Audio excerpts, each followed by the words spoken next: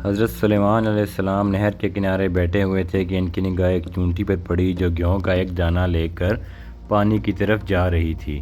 حضرت سلیمان علیہ السلام اس کو بہت غور سے دیکھنے لگے۔ جب چونٹی پانی کے قریب پہنچی تو اچانک ایک مینڈک نے اپنا سر پانی سے نکالا اور اپنا منہ کھولا تو یہ چونٹی اپنے دانے کے ساتھ اس کے منہ میں چلی گئی۔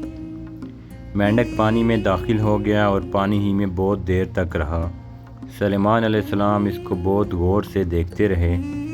ذرا ہی دیر میں مینڈک پانی سے نکلا اور اپنا منہ کھولا تو چونٹی باہر نکلی، البتہ اس کے ساتھ دانہ نہ تھا۔ حضرت سلیمان علیہ السلام نے اس کو بلا کر معلوم کیا کہ ماجرا کیا تھا اور وہ کہاں گئی تھی۔ اس نے بتایا کہ اے اللہ کے نبی، آپ جو نہر کی تہہ میں ایک بڑا کھوکھلا پتھر دیکھ رہے ہیں، اس کے اندر بہت سے اندھے کیڑے مکوڑے ہیں۔ اللہ تعالیٰ نے ان کو وہاں پر پیدا کیا ہے، وہ وہاں سے روزی تلاش کرنے کے لیے نہیں نکل سکتے۔ اللہ تعالیٰ نے مجھے اس کی روزی کا وکیل بنایا ہے، میں اس کی روزی کو اٹھا کر لے جاتی ہوں، اور اللہ نے اس مینڈک کو میرے لیے مسخر کیا ہے تاکہ وہ مجھے لے کر جائے۔ اس کے منہ میں ہونے کی وجہ سے پانی مجھے نقصان نہیں پہنچاتا۔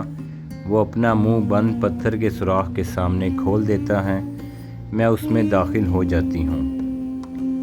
جب میں اس کی روزی اس تک پہنچا کر پتھر کے سوراخ سے اس کے منہ تک آتی ہوں تو مینڈک مجھے منہ سے باہر نکال دیتا ہے۔ حضرت سلیمان علیہ السلام نے کہا، کیا تو نے ان کیڑوں کی کسی تسبیح کو سنا؟